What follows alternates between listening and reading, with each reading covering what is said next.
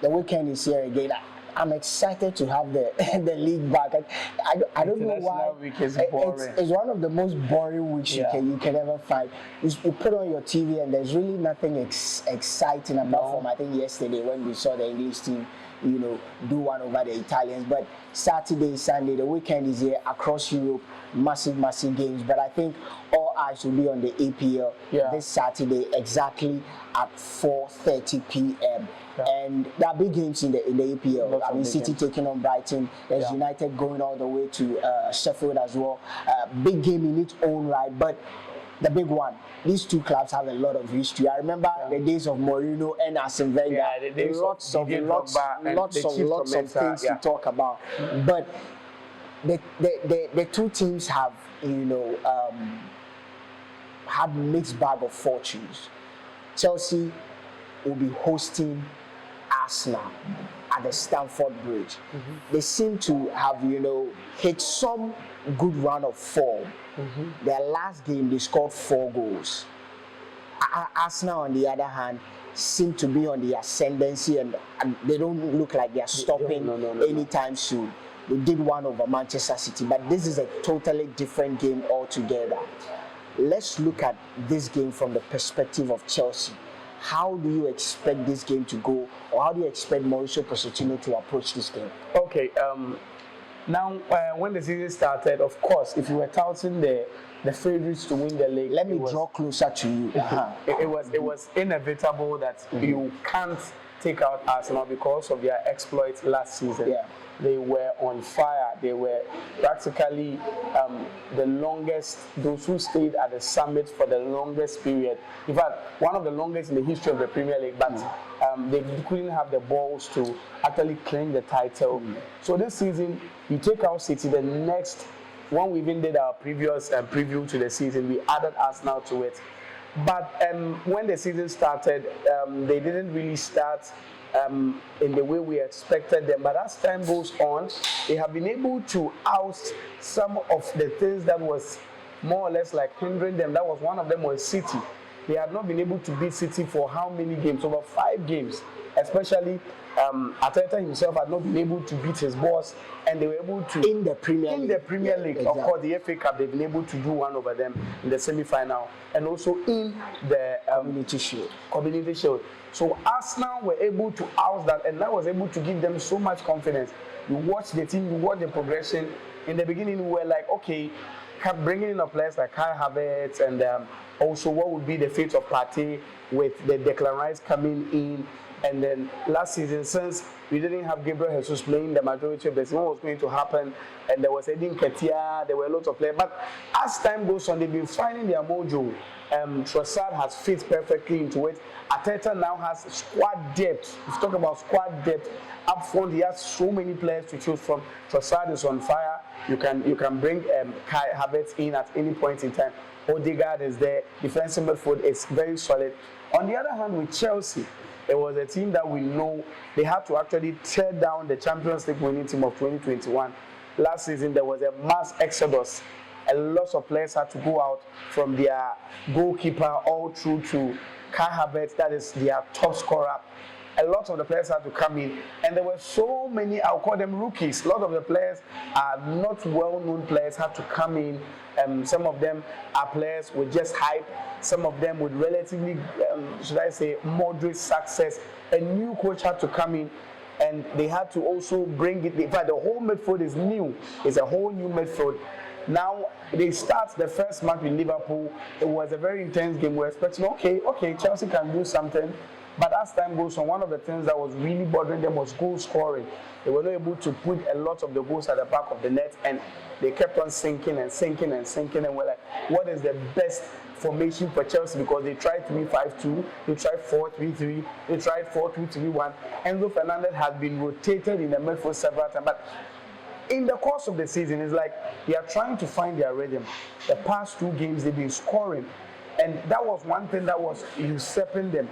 They've been scoring, and you watch them. They might not be the Chelsea of the past 2 years, but they are not the Chelsea of the last 2 months. They have really been finding a rhythm. And one of our previous shoot, I was like, Chelsea fans should come to terms with what is actually happening.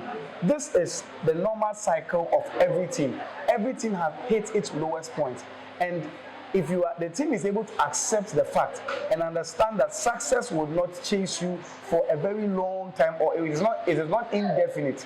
There are definitely sometimes you sit back, you recycle, you rebuild. It can take years, and the best way to be able to do this is to accept that fact and be able to move forward. So for this game, it is a game of two halves. It's more or less like the new sheriffs in town, Arsenal, are going against the old guns who are trying to get their mojo back. And it was going to be a very exciting game, a very, very exciting game, because it's two teams that are filled with youngsters. Chelsea is made up of a lot of youngsters. Arsenal, likewise. I don't know what you also think about. I agree with you on the bit that it's going to be an exciting game. And I look at these two teams, and I love numbers. And if you look at the numbers for these two teams, 38 games played, between the two sides.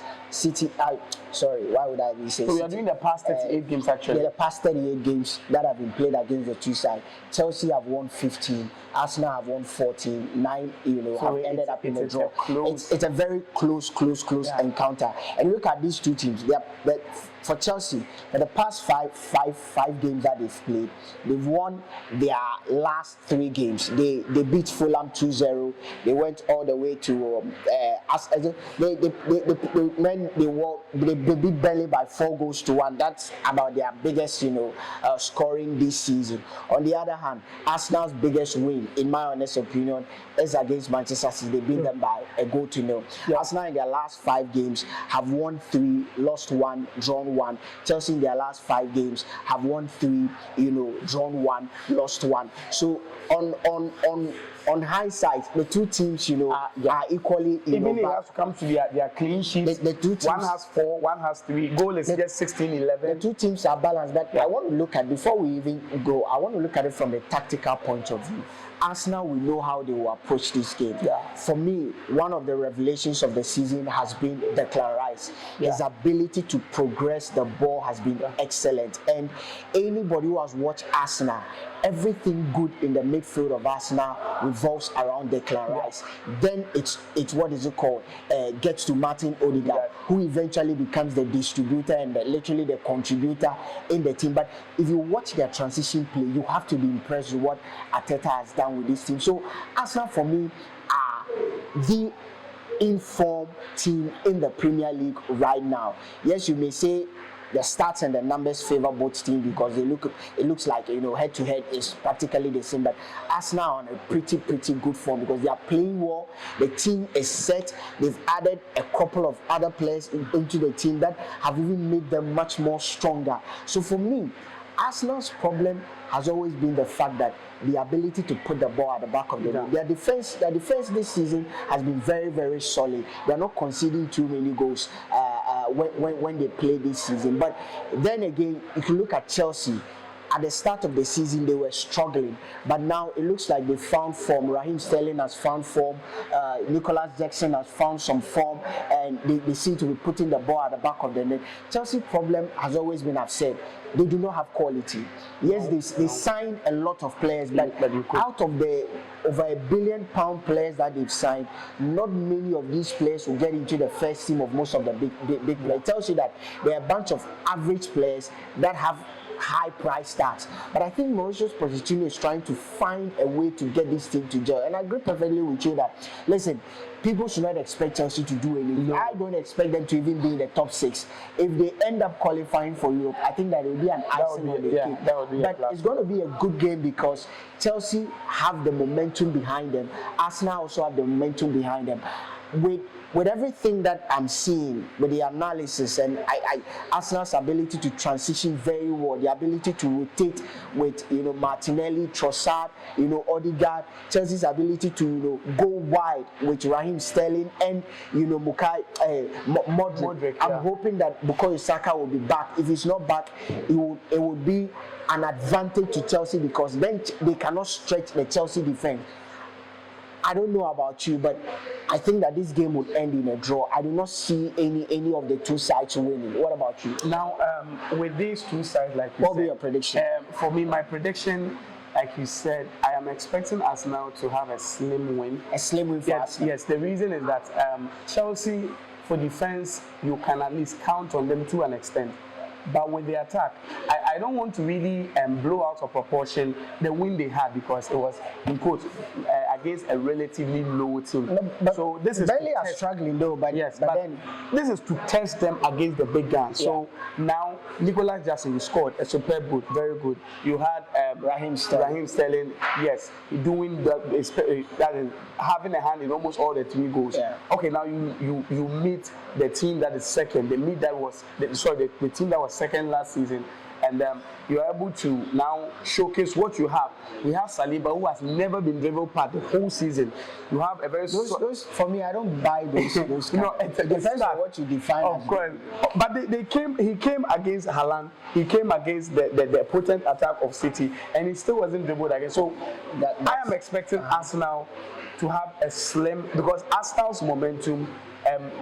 If Chelsea is able to do that, I think it's a plus to them. But I think that, so guys, we don't know what you think, but the verdict is out there. I am going for a draw. Yes, I predicted Arsenal will win the league this season. Please, my hair is not on the chopping table, but Percy is saying that this game might end in favor of Arsenal, but a slim win. Maybe the all goal in 2-1, 3-2, 1-0. I'm expecting both teams to score, to concede. All right, So, but we are shooting at the Shocks Pub located at the Takrady Mall. Amazing place to be.